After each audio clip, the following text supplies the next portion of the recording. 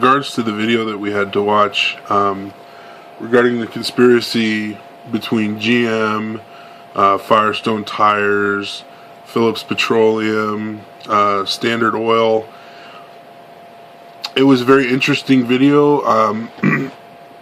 It definitely made me consider one of the earlier questions that I had that I posted in my introduction video, which talked about why public transportation wasn't utilized as much outside of the East Coast or just the large metropolitan areas. I mean, you know, on the West Coast, San Francisco does utilize public transportation efficiently. But I guess one of the bigger issues that I had was that these corporations were taking rail cars and other forms of public transportation that used electricity, and were decommissioning them or turning them into gas-powered vehicles. So I thought that that was kind of devious in a way, and I guess it wasn't corporate responsibility in any ways, corporate social responsibility, but at the time I could see some type of oil executive or tire executive or GM executive being praised for this thought or idea. I mean, it was pretty intelligent. I mean, to completely dismantle the electric infrastructure for these types of vehicles and for that type of transportation, in order to force the public to rely more upon private vehicles. It was very smart, but then again, I think it damaged society as a whole tremendously. I mean, when you look at what types of issues arise from traffic congestion, environmentally, medically,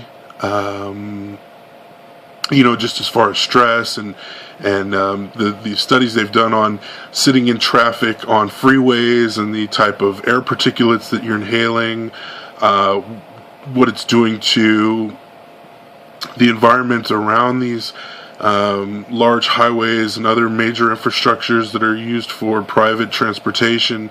It's really unfortunate, but I guess the hardest part that I have in understanding all of this is that I grew up in an area that utilized private transportation. So as much as that video was sickening and disappointing to watch, I myself can't, somebody who's never used or has used public transportation very sparingly, I can actually count on one hand how many times I've relied on public transportation to get anywhere or to get around.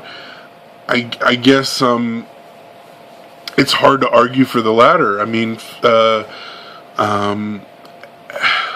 you know, after mentioning some of the issues that, you know, having so many vehicles on the roads creates, it does seem more efficient to have public transportation, but I know that I would have a hard time giving up my vehicle if I couldn't ensure that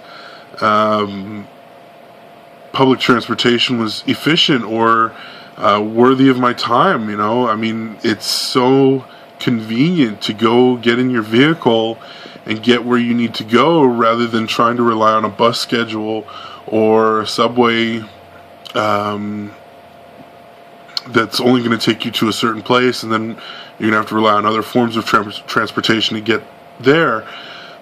So just based on my lifestyle and how I was brought up, especially being brought up in Riverside County that doesn't utilize a lot of public transportation, it's hard for me to make an argument towards moving in that direction, or to fully understanding or realizing how beneficial it would be and how good it would be.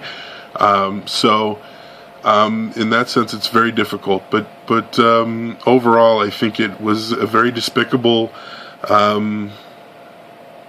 yet creative way to get the public to purchase more cars in regards to the actions of GM, Firestone Tire, Standard Oil, Phillips Petroleum, and Mack Truck. I guess I can't fault them in that, but as far as corporate social responsibility goes, it's completely out the window. And maybe at that time they didn't even realize the detrimental effects of their actions in doing what they did. So it's an interesting situation, and definitely something that creates much food for thought. Thank you.